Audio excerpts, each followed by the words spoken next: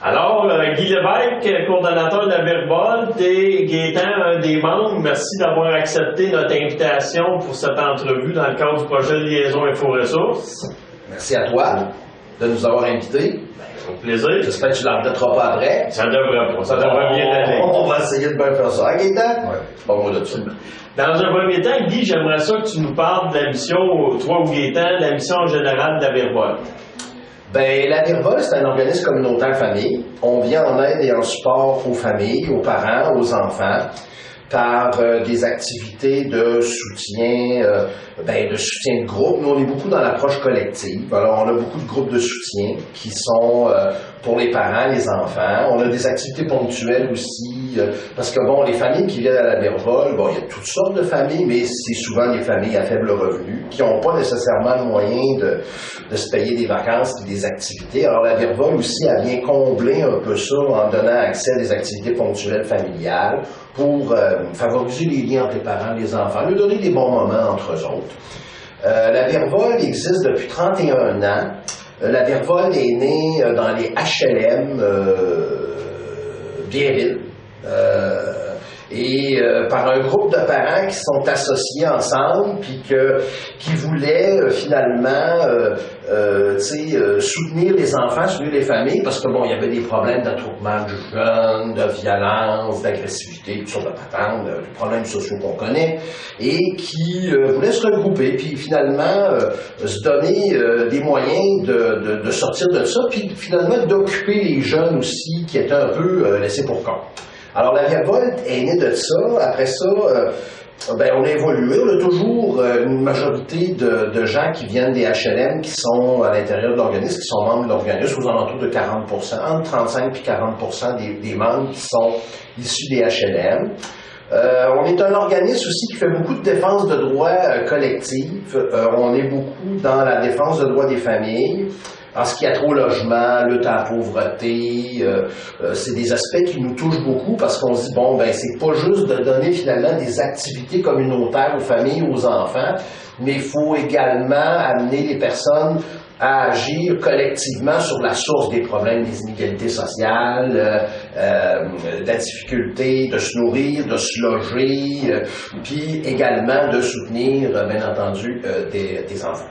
Voilà. Alors, c'est un peu la mission, grosso modo, de la Virvolt. C'est ce qu'on fait.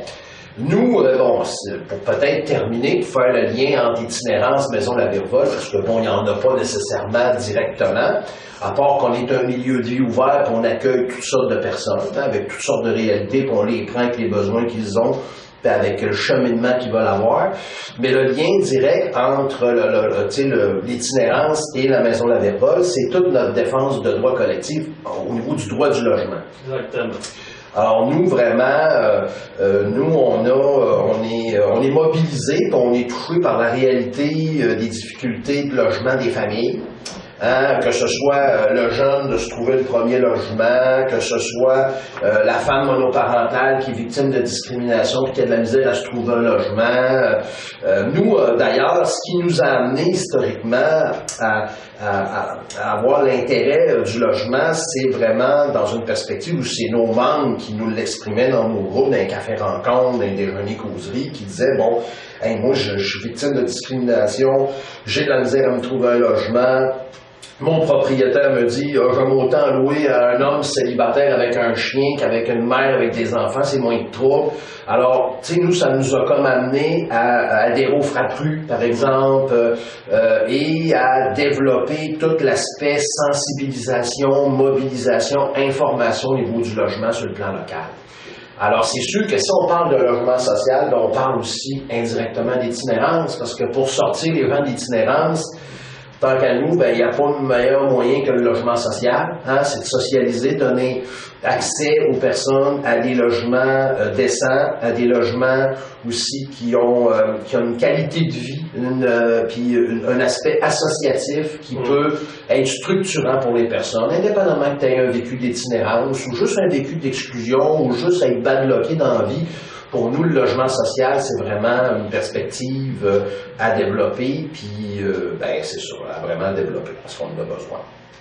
C'est sûr, tu sais, Guy, tu dis on n'a pas un lien direct. C'est sûr que nous, comme partenaires extérieurs, quand on regarde tous les aspects de dépenses de logement, tous les aspects d'implication, même tous les aspects de soutien à la famille, pour nous autres, on voit des liens avec la prévention de l'itinérance parce que ça permet aux familles, ça permet aux personnes d'avoir les conditions de logement qui d'allure, ça permet aux personnes de pouvoir, je dirais, se développer, etc. Fait que c'est sûr que dans la prévention de l'itinérance au sens large, on vous voit très bien dans ces actions-là. D'autres choses. Ouais, exactement. En prévention. En prévention, exactement. Des aspects de prévention.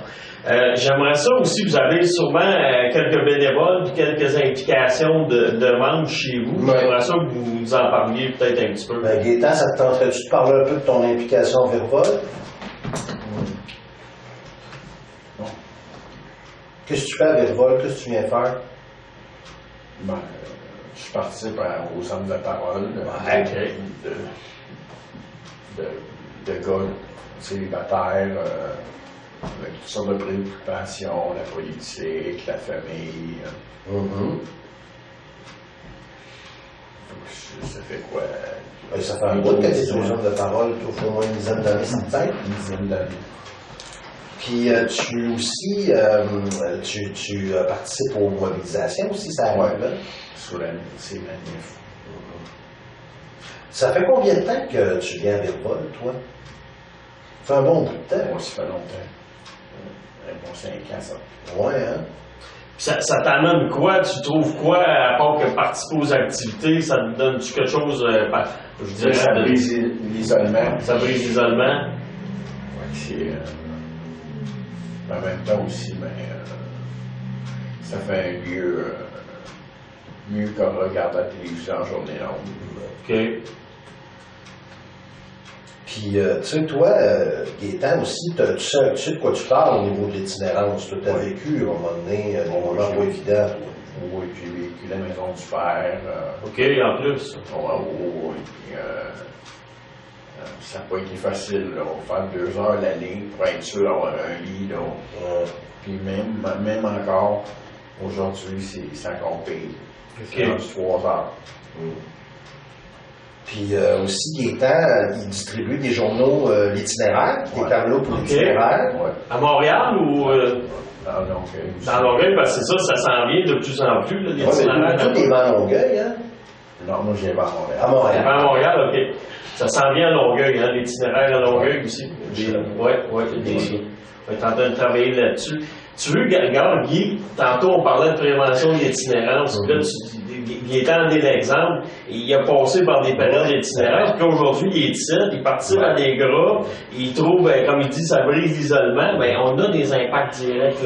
Là, C'est pour ça que Gaétan est là aussi. Parce que pour moi, Gaétan il est vraiment un exemple d'une personne qui vient ici à la Virvol, qui vient chercher ce qu'il a besoin au niveau du milieu de vie, qui n'est pas nécessaire. Bon, il n'est pas père, il n'y a pas d'enfant, mais il est quand même accueilli à la Virvol, puis il vient au MOB, il vient au groupe, aux hommes de la parole, il vient à différentes activités, puis il trouve son compte. Puis Gaétan, c'est ça, des fois il est là, des fois il est pas. On est un bout de temps sans le voir, t'en reviens, mais Gaétan, il est fidèle à la Virvol. C'est un lieu, c'est ça, je pense que c'est un lieu qui rassemble. Puis c'est ça que la Virvol, je pense qu'elle a de plus positif, c'est qu'elle rassemble du monde très différent. Mais je pense que l'idée du milieu de vie, ça touche les gens parce que finalement, tu viens comme t'es, avec ce que t'es, puis tu as la possibilité de juste comme prendre le temps de chiller, comme on dit en bon français, puis pas t'en faire. Puis ça, ben, les milieux de même, finalement, il n'y en a plus tellement dans le communautaire. C'est l'aspect milieu de vie ouvert, c'est pas très populaire parce que, bon, on a une demande de financement, puis tout ça, comment tu veux faire financer ça? Comment veux-tu? Mais en même temps, c'est structurant, un milieu de vie ouvert. Ça permet aux gens juste de trouver leur place, trouver un sens. Puis, ben, c'est ça, je pense qu'on a une belle gang, pareil. On a du fun, souvent là avec les dîners avec nous autres aussi. Vous avez, c'est ça, vous avez une belle gang, puis c'est un peu aussi ce qui m'attire. Il y a différents aspects, mais ce que j'observe justement, puis tu peux nous en parler, c'est que vous avez une belle gang, puis vous avez une belle gang qui débarque pour travailler, pour s'attaquer aux causes sociales, pour faire des mobilisations. Ton monde est là, votre gang est là. Fait que vous avez, je dirais, vous avez un aspect militantiste chez vous qui est très présent. Là. Oui, beaucoup. Qu'est-ce que tu trouves? Vas-y, je t'ai... Bon, ben, en même temps, je réalise des projets comme des voyages. On va à Québec, on va à Ottawa, on va à Montréal. Ça nous fait voyager, les mobilisations. Ça nous fait voyager, ça nous fait rencontrer les gens comme les monoparentales, les gens mariés. Je ne les vois pas beaucoup, ces gens-là, moi. Sauf que quand on fait des manifs, on les voit. On fait des liens. C'est comme des doubles d'impact, parce que quelque part, vous débarquez en gang quelque part, ça vous aide entre vous autres à sociabiliser, puis en même temps, vous n'allez pas là juste pour faire du tourisme, vous allez là parce que vous allez dénoncer des problématiques sociales. Fait que quelque part, vous allez prendre le pouvoir. Ce que ça donne aussi là-bas, parce que Gaétan a dit, c'est que c'est vrai qu'on agit politiquement sur les sources du problème, hein? Comme je disais tantôt, un peu les inégalités sociales, les injustices. Mais concrètement aussi, un peu comme Gaétan dit, c'est des moments aussi associatifs. C'est des moments où les gens fraternisent ensemble, se connaissent. Puis, tu sais, c'est vrai, il y a des gens qui s'inscrivent au mob de la Virvole et disent « Hey, je veux faire le voyage à Ottawa. » Parce que pour eux autres, c'est un voyage, parce que souvent, ils n'ont pas l'occasion de sortir beaucoup, pas l'occasion vraiment d'aller voir d'autres coins de pays. Puis quand on a l'occasion d'aller à Québec, Ottawa, Sherbrooke, où ce que c'est, la mob se déroule, ben c'est plaisant pour les gens. Il y a un dîner collectif, il y a la route aussi à l'intérieur de l'autobus qui est animée, on peut jaser avec le monde. Alors, oui, c'est de l'action politique, mais toujours dans le plaisir. Puis je pense que ce que la Virvole a comme capitale, puis qu'elle est capable d'être aussi rassembleuse au niveau de ses membres, ce que tu dis, c'est la gang et le fun, ben c'est parce qu'on a du fun dans le faisant. Puis que ça ne devient pas comme une obligation, mais ça devient comme le plaisir de le faire et de manifester dans le plaisir.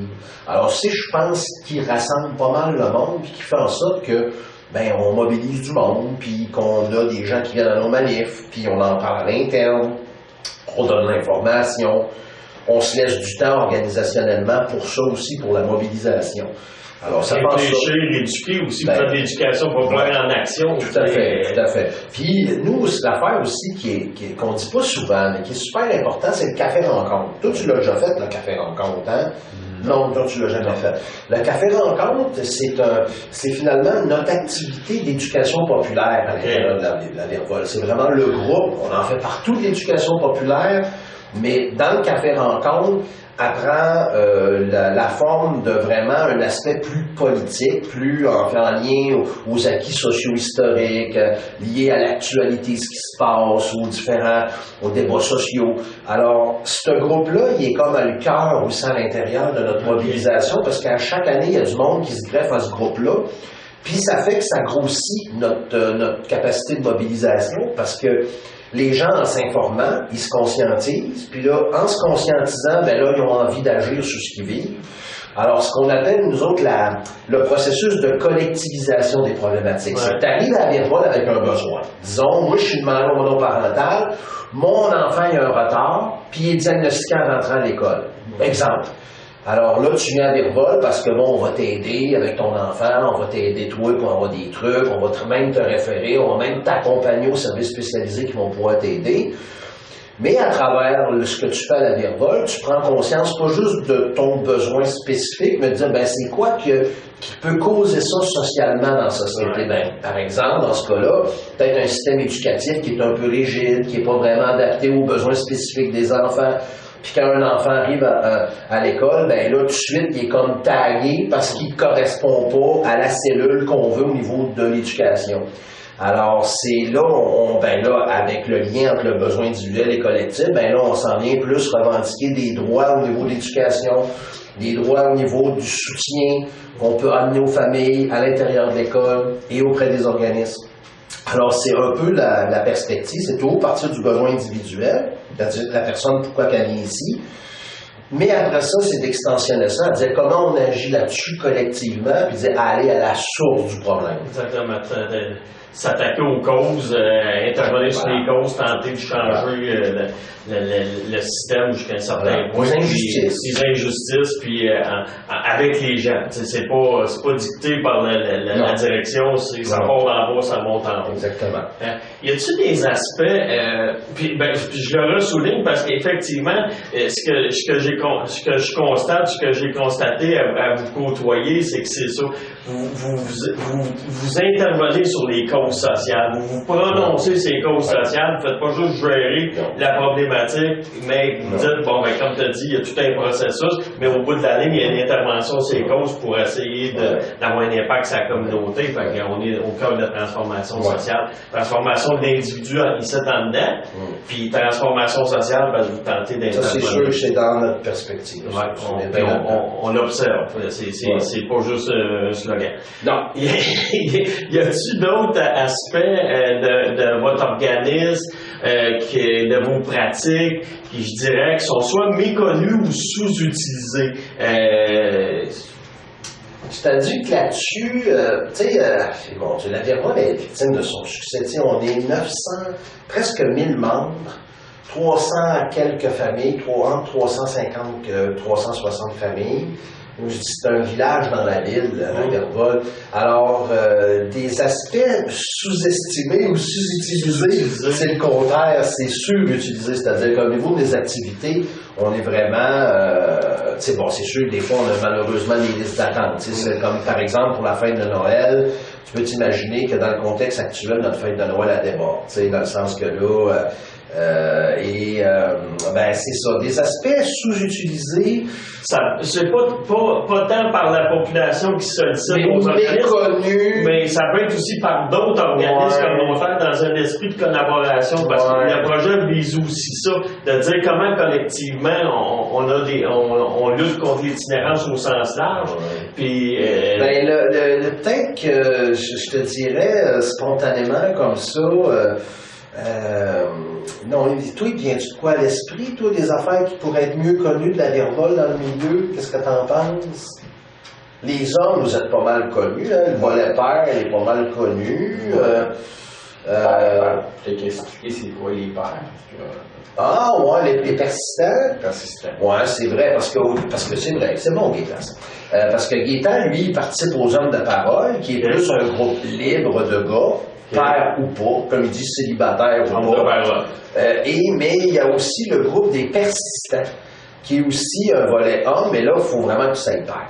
Et là, c'est plus un lien, pas juste en groupe, mais aussi à amener les gars à être dans l'action. C'est-à-dire, souvent, les gars, te donner un exemple, parce que là, nos hommes de parole, c'est des jaseux, puis ils vont parler de l'actualité et tout ça. Mais au niveau des groupes de soutien, des fois, les gars, ils sont moins dans une perspective, là, je m'assieds autour d'une table et je me livre. Je me livre. Alors, mais ils vont être plus, des fois, dans le faire, dans l'agir. Alors, on prend l'intermédiaire pour les mettre dans l'agir, mais il se fait quand même toute une sorte de réflexion, puis de questionnement, de commentaires, de réflexion, de débat sur le rôle de père, puis ce que c'est. Dans la réalité que c'est, avec les familles recomposées, monoparentales, biparentales, vraiment, ça prend toutes les configurations. Alors ça, moi, c'est peut-être un élément, des fois, qu'on méconnaît, parce que tu vois où qu'on connaît moins bien sur le plan du milieu. Puis tu sais, la Vervol est beaucoup connue d'une façon générale, comme tu dis, sur l'aspect politique de mobilisation.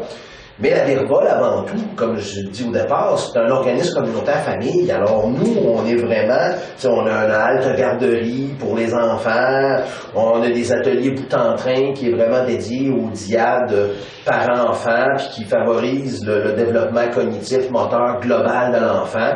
Tu sais, des fois, c'est peut-être des choses qui sont moins connues, parce que le premier étendard qu'on voit, c'est l'étendard politique, mais la Vervol est avant tout un organisme dédié aux familles. Alors, puis dédié aux activités qui vont favoriser le développement des familles puis des enfants. Alors, puis nous, on soutient les parents dans l'acquisition d'habilité parentale, puis on les met dans des situations d'entraide, parce que c'est là qu'on pense que c'est là qu'émerge le plus le savoir informel, c'est-à-dire pas le savoir formel que des fois nous autres, des fois on a la prétention d'avoir, mais que les gens se parlent entre eux puis se donnent des trucs. Ça va juste l'entraide. L'entraide, puis le partage de savoir puis de connaissances. Puis de dire, ben là, moi, en tant que parent, je suis pas tout seul. Georgette, elle vit la même affaire que moi, ou Jean vit un peu la même affaire que moi dans, par exemple, l'application de la discipline auprès des enfants, qui est toujours un terrain, ben c'est sûr, on a besoin de se faire corroborer, on a besoin de savoir un peu, ben je suis correct avec mon enfant, je suis trop sévère, je suis trop lousse. Alors, tu vois, ça, c'est peut-être l'aspect qu'on oublie, puis qui est la pierre angulaire de la Virvole. C'est ça, la Virvole, avant tout. T'sais, les gens, ils viennent ici, pas pour monter sur l'étendard, ils viennent ici, premièrement, pour se faire soutenir en tant que parents. Puis là, après ça, ils découvrent toute la possibilité d'implication qu'ils ont. Puis là, c'est là que ça prend sens. De dire, ben là, oui, je vais aller à une manif, ou non, oui, je vais m'inscrire au café rencontre, parce que je vais aller au comité de mobilisation, parce que là, ça a un lien avec ce que je vis. Alors, pour répondre à ta question, c'est peut-être le volet moins populaire, ben, très populaire auprès des familles, mais moins connu par le milieu. Par le milieu. Puis je pense, en tout cas, moi, je vais vous suggérer quelque chose que je pense qui pourrait être plus utilisé, plus sollicité. C'est sûr que votre aspect de vie associative, votre aspect de militantisme, votre aspect d'éducation populaire, vous autres, vous êtes dedans, ça se passe comme ça, c'est normal. Mais je pense que tout organisme qui amorce une réflexion pour dire comment je pourrais stimuler ma vie associative, comment je pourrais mieux impliquer mes membres, je pense que ça vaut la peine de venir à votre porte et dire comment ça se passe. C'est aussi dans ce sens-là de dire, ça marche bien ça chez vous. Ouais. Fait que si ça marche pas bien chez nous, ça vaut la peine de venir à la porte de Virvole pour dire, qu'est-ce qui fait que vous avez un gros membership? C'est sûr que ça aide. Moi, ce que je dis là-dessus, si tu peux me permettre, tu sais, la Virvole, elle n'a pas de baguette magique. Hein. C'est pas que tu arrives ici, puis poum, là, tu sais, ça s'éveille. Mais l'affaire, c'est que ça se fait sur le long terme. Puis c'est ça que les gens, des fois, qui ont un peu plus de misère, des fois, ils comprennent pas. C'est-à-dire, tu voudrais les résultats là, mais avant d'avoir le résultat, il faut que tu ailles planter puis semer bien avant. Alors, je pense que la Virvole, où ce qu'elle est chanceuse, puis Gaétan en est un exemple, ça fait des années qu'il vient ici. C'est-à-dire qu'on a des gens avec qui on a évolué, puis la relève se fait d'année en année, puis d'activité en année, ce qui nous permet toujours d'avoir un groupe mobilisé, mobilisable. Mais c'est sûr qu'il faut le nourrir, il faut être ouvert à ça, puis il faut vraiment le nourrir. Puis ça, créer les conditions favorables. Ben ouais, puis tu sais, toute l'approche milieu de vie, c'est ça qu'elle met de l'avant, c'est-à-dire qu'on part de ton besoin individuel, comme je le dis, mais après ça, on va plus loin dans l'exploitation de ça, puis dire, jusqu'où qu'on va dans la défense de droits collectifs, là, ça. Ça, chaque personne le pondère. Puis, tu sais, comme Gaétan, toi, c'est ça, il y a beaucoup d'actions logement que tu participes, ils ont un sens pour toutes ces actions-là. Oui, c'est sûr. Fait que moi, qu'est-ce que je trouve important, c'est que, comme les ethnies, il y en a beaucoup qui viennent nous voir, puis on les connaît pas. L'aide urbaine, puis tout ça, ça arrive des fois qu'il y en a ici, puis des voiles, puis tout ça. Mais leur parler sur la rue, ils craignent le rejet. Hein. Puis moi, j'ai réussi tranquillement à leur parler, à mieux comprendre pourquoi ils s'en viennent au Canada. Comme là, on va en avoir 900 qui s'en viennent la semaine prochaine. C'est pas dans 2 mois, là, c'est la semaine prochaine. Okay, c'est ça. Faut s'attendre que le Virvole va être sollicité. Là. En même temps, ça crée. C'est là qu'on voit à quel point ça a des impacts à tous les niveaux. T'sais, comme tu dis, le milieu de vie, le fait qu'ils viennent cogner à la porte de la Virvole, ça nous permet de les côtoyer, ça nous permet de mieux saisir leur réalité. Fait que par la même occasion, je dirais, comme peuple québécois, ça nous permet de mieux accueillir, eux autres de mieux s'intégrer. Ouais. C'est des aspects qui sont pas mis d'avant dans nos dépliants, mais ça se passe sur le terrain. Puis bon, ici, il veut pas, la réalité est multiethnique, là, multiculturelle par rapport à la Virvole, tu sais. Comme, tu sais, on est vraiment à l'image du changement qui s'opère à Longueuil depuis les 20 dernières années. Longueuil se diversifie de plus en plus. Puis moi, je pense que c'est une bonne chose. Puis la Virvole est un lieu qui rassemble ces différentes cultures-là. À un moment donné, Pierre a fait un tableau, hein, tu te souviens, de tous les drapeaux. Ouais. Hey, on a 48 nationalités à la Virvole. Ça représente, c'est 38% du membership des communautés culturelles. Alors, il y a comme un métissage qui permet justement, ce que Gaétan vient de dire, de reconnaître l'autre, parce que finalement, tu n'as peut-être pas d'occasion autre qu'à la Virvole de rencontrer des gens différents, puis de pouvoir leur parler, puis d'instaurer une discussion, puis un dialogue. Alors, c'est ça qu'on essaye de faire. Puis bon, la plupart du temps, ça se fait bien. C'est sûr qu'on, comme partout ailleurs, on est un peu dans le credo actuellement, des fois, d'un peu la peur injustifiée puis la crainte. Mais nous, on essaie de déconstruire ça, puis dans des relations directes, dans le sens de, pas théorique, mais de dire, ben regarde, on est dans le concret, on est tout ensemble autour d'une table, on a un objectif commun d'être là, on part ça à partir de ça. Exactement. Et d'y aller toujours d'une façon inclusive, tu sais, respectueuse des différences. Et nous, ça, le respect, la démocratie, c'est des valeurs bien importantes pour nous, puis tout le monde le respecte, tu sais. Bon, c'est sûr que la Virvole, dans ce sens-là, est un nid un peu idéal, mais ça reste que c'est le fun qu'on ait ça pour pouvoir donner la chance aux gens de se rencontrer. Ouais. Par rapport au travailler ensemble, par rapport au travail collectif des organismes communautaires dans la lutte au sens large contre l'itinérance, qui inclut la lutte contre la pauvreté, les questions de logement, as-tu des observations que tu fais où tu dis, il me semble qu'on pourrait faire autrement, il me semble qu'on pourrait avoir plus d'impact? C'est quoi? Je vais te surprendre, je ne parlerai pas tout de suite. Je vais dire qu'il y a un bel exemple avec la Maison chez Lise. Tu la connais bien, la Maison chez Lise. Toi, Gaétan aussi, restait là, Maison chez Lise.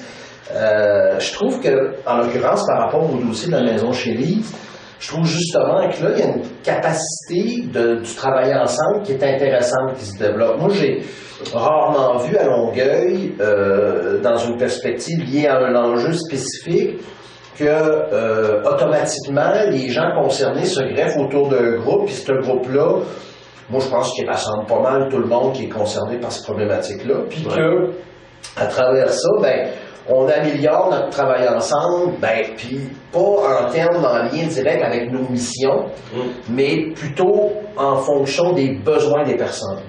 Puis ça, ben, moi, je trouve que c'est un bel exemple. Je pense que le comité chez Lise, dans ce sens-là, il est un peu un précédent dans cette perspective-là. Puis je pense que c'est pas... c'est positif dans la mesure de la complexité de cette problématique-là, quand on parle de chez Lise, de tous les tenants et les aboutissants, puis comment, en tant que groupe, ça nous interpelle dans les limites de notre intervention et de nos pratiques. C'est-à-dire que là, on pointe vraiment la limite. Ça, je trouve que c'est positif. Bon, c'est sûr qu'il y a toujours place à l'amélioration dans le collectif. Je pense que, pardon, malheureusement, on est encore... Ben, je pense que les groupes communautaires sont assujettis aux mêmes influences que d'une façon globale dans la société. Il y a de plus en plus d'individualisme. Et au sein des groupes, ben, ça se traduit par une sorte de corporatisme un peu sans dessein, dans le sens de dire que tu ne vois pas plus loin finalement que ce que tu fais. Ta mission, tes enjeux. Et ce qui fait en sorte que là, ça peut venir compliqué à un moment donné du travail ensemble. Mais je pense que quand même, on évolue par différents outils, par différentes expériences. Je pense qu'il y a des tables aussi qui ont eu des expériences plus houleuses à un moment donné, ou des concertations qui ont amené le local à se positionner différemment. Alors, somme toute, je pense qu'on est sur la voie, mais on n'est pas arrivé à Rome, mais on est sur la voie, puis on fait des belles choses, on réalise des belles choses. Mais je pense que ça ne sera jamais comme vraiment réglé, dans la mesure où il y aura toujours une préoccupation. Il faut toujours avoir cette préoccupation du travail ensemble, puis de dire, ben, ce que je fais en ce moment, c'est-tu connu, c'est-tu su, c'est-tu quelque chose que je suis transparent dans mes pratiques, je suis transparent avec mes collègues. Ça met en perspective aussi des modes d'organisation. Il y a des modes d'organisation qui sont plus habilités au travail ensemble que d'autres, parce que juste le structure, des fois, c'est plus rigide ou c'est moins flexible, alors, puis ça dépend toujours aussi de tes orientations, mais d'une façon générale, je pense qu'il n'y a pas d'histoire d'horreur tant que ça. Je pense qu'il y a des incompréhensions des moments donnés. Je pense que des fois, il y a des perceptions, mais je pense qu'on est capable de les désarticuler dans une façon directe et franche. À partir du moment où on se parle, à partir du moment où on a le désir collectif de dire est-ce qu'on peut s'améliorer. Le dialogue, les dialogues sont est important. Tu sais, le dialogue, si on ne dialogue pas, si on ne réfléchit pas collectivement, puis qu'on ne le fait pas savoir, puis qu'on ne rassemble pas le plus de monde possible autour de ça, c'est sûr que c'est difficile d'avoir une intelligence collective quelconque. Tu sais, parce que c'est bien à la mode de ce terme-là, de cet incite l'intelligence collective. Mais tu sais, l'intelligence collective, ce que ça veut dire, c'est d'être conscient. C'est de faire preuve de conscience dans ce que tu fais, de transparence, puis de communication, c'est-à-dire de ne pas avoir peur de débattre des idées. Aujourd'hui, débattre, souvent, c'est vu un peu comme une étape un peu plate face au résultat. Tu sais, parce que le résultat incombe beaucoup. D'ailleurs, nos bailleurs de fonds nous le demandent tout, le résultat. Mais des fois, c'est ça, faut prendre peut-être plus de temps avant d'arriver au résultat. Mais qu'on y arrive, il va être plus fort parce qu'il va avoir été mieux travaillé que le milieu. Puis, mais c'est sûr, au niveau du développement, c'est toujours un élément risqué puis qui est toujours un peu, c'est ça, touché, à faire attention parce que c'est là où on peut spinner un peu ses bottines sans faire par exprès. Mais il ne faut pas capoter avec ça non plus. Tu sais, je pense qu'il faut dédramatiser aussi des fois, parce que des fois, on a tendance un peu à dramatiser ça. Mais en même temps, il faut faire attention. Moi, c'est ce que je dirais. Avoir l'intelligence de se parler, créer ses espaces, faire attention parce que tu l'as dit, souvent on a de la pression de résultats, puis dans nos rapports d'activité, de dire nous avons réfléchi pendant des heures, c'est rare qu'on met ça. Fait que ça a l'air pas concret, alors ça a l'air abstrait, alors qu'au bout de la ligne, ça donne des résultats quand on a pris le temps de bien se parler, de regarder les affaires de façon globale sur tous les angles. Tu sais ce qu'on fait, là, il tient beaucoup à l'abstrait. Tu sais, pour revenir à Gaétan, ce que tu viens chercher ici, tu sais, quand tu dis, je viens chercher un milieu d'ancrage ou un milieu où je me sens bien, hey, OK, bon, là, par où le concret qu'on pogne ça? C'est par quel corps que ça vient chercher? Tu sais, mais il y a de quoi d'abstrait dans notre travail, puis il est correct, dans le sens que je pense que juste de se dire que moi, je vais au rythme des personnes, c'est sûr que le résultat, des fois, il sera pas atteint de la même façon qu'on pourrait l'atteindre dans une industrie à saucisses, où tu as 50 packs de saucisses qui doivent sortir à l'heure.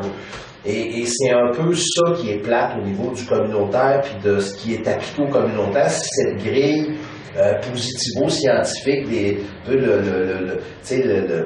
la frénésie du résultat qui vient totalement évacuer l'importance du processus. Parce que tant qu'à moi, on est plus dans des processus qui mènent à des résultats, mais ce qui prend sens auprès des gens, c'est le processus. Chris, je me sens-tu bien quand je viens ici? Me sens-tu écouté? J'ai-tu une parole qui fait écho? J'ai-tu mon mot à dire? J'y trouve-tu mon compte en tant que personne? C'est ça qui est important pour les gens. Et c'est ça. Une fois par année, on a une assemblée générale. Toi, tu l'aimes bien, l'assemblée générale. Oui. D'ailleurs, il fait sa demande à tous les années qu'on ait un ascenseur. C'est un peu la redondance de notre ami Gaétan.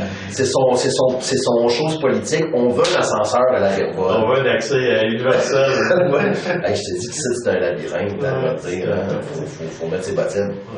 Écoute, moi, ça fait pas mal le tour des questions qu'on avait le goût de vous poser. Je peux vous dire encore une fois un gros merci. Merci, André. Un gros merci, Gaétan. Ça fut un plaisir et un plaisir partagé. On continue. Yes!